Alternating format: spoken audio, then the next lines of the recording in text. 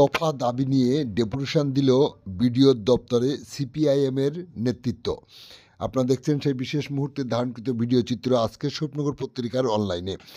বাংলা আবাস যোজনার বরাদ্দকৃত অর্থ প্রথম কিস্তি দেওয়া শুরুতেই অসঙ্গতি দেখা দিয়েছে। এই মর্মে ভারতের কমিউনিস্ট পার্টি স্বরূপনগর 1 নম্বর ও 2 নম্বর এরিয়া কমিটির পক্ষ থেকে 8 দফা দাবি আদায়ের জন্য বিডিও দপ্তরে প্রতিনিধিমূলকভাবে স্মারকলিপি প্রদান করা হচ্ছে। উল্লিখিত দাবিগুলি মধ্যে আছে যেমন প্রকৃত কাঁচাবাড়ি স্বাধীন যারা তাদের তালিকাভুক্ত করতে হবে, সার্ভে তালিকার বাইরে যাদের নাম আছে সেগুলি মুখ্যমন্ত্রীর আবেদন করার নির্দেশ দিয়েছিল সেইগুলিকে পুনরায় তদন্ত করতে হবে, অতি বৃষ্টির ফলে মাঠে যেসব ফসলের ক্ষতি হয়েছিল তার ক্ষতিপূরণ দিতে হবে, ভারত বাংলাদেশ সীমানায় নতুনভাবে ফেন্সিং হওয়ার যে ক্ষতিগ্রস্ত হচ্ছে তাদের পুনর্বাসন দিতে হবে, যারা রেশন সামগ্রী থেকে বঞ্চিত তাদেরকে রেশনের ব্যবস্থা করতে হবে, বালতি নিত্যানন্দ কাঠি বেহাল সেতুর পূর্ণ সংস্কার করতে হবে, স্বরূপনগর ডেভেলপমেন্ট এর ম্যাপ তৈরি করতে হবে। এমনই একাধিক দাবি নিয়ে স্বরূপনগর 1 ও 2 নম্বর এরিয়া কমিটির প্রতিনিধিরা স্বরূপনগর বিডিও দপ্তরে ডেপুটেশন দিলেন। এ সময় এই প্রতিনিধি দলের নেতৃত্ব দেন কমরেড হামাল উদ্দিন আহমেদ, সাথে ছিলেন কমরেড দেবাশিস দত্ত, আনসার সর্দার, রেজাউল ইসলাম, দীনেশ চন্দ্র মণ্ডল প্রমুখ। দাবিপত্র পাওয়ার পর বিডিও বিষ্ণুপদ রায় প্রতিনিধি দলকে বিষয়গুলি নিয়ে স্থানীয়ভাবে যেটা করা সম্ভব তা তিনি পূরণ করবেন, বাকিটা ঊর্ধ্বতন কর্তৃপক্ষের গোচরে আনার প্রতিশ্রুতি দেন। আপনারা দেখছেন সেই সময়ের বিশেষ মুহূর্তে ধারণকৃত ভিডিও চিত্র আজকের স্বপ্নগর পত্রিকার অনলাইনে। এই সময় বিডিও দপ্তরের সামনে ভারতের কমিউনিস্ট পার্টি মার্ক্সবাদীর স্বরূপনগর এরিয়া কমিটির অবস্থান বিক্ষোভ শুরু হয়।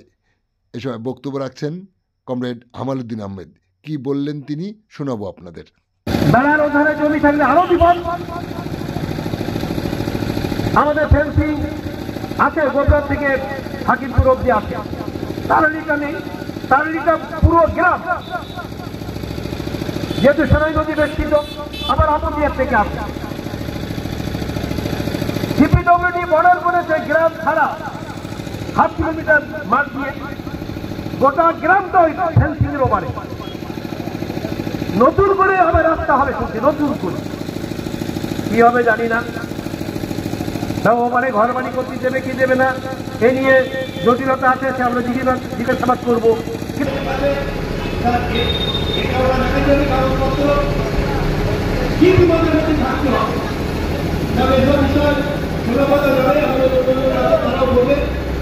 আমি যে কথাগুলো শেষ করবো যে আমাদের বাকি যে রাজনৈতিক সরকারের কথা বললাম যা হচ্ছে, প্রচার প্রচারণা হচ্ছে, এ ব্যাপারে আপনাদের অবহিত করবেন। এই জন্য একটা গণতান্ত্রিক দল কীভাবে সৃষ্টি হয়, আমাদের পার্টি জনগণের থেকে কি পদ্ধতিতে চলে, আর 7টা বুঝিয়া দলের মধ্যে পারি না, আমাদের রাজ্যে আলোচনা হয়।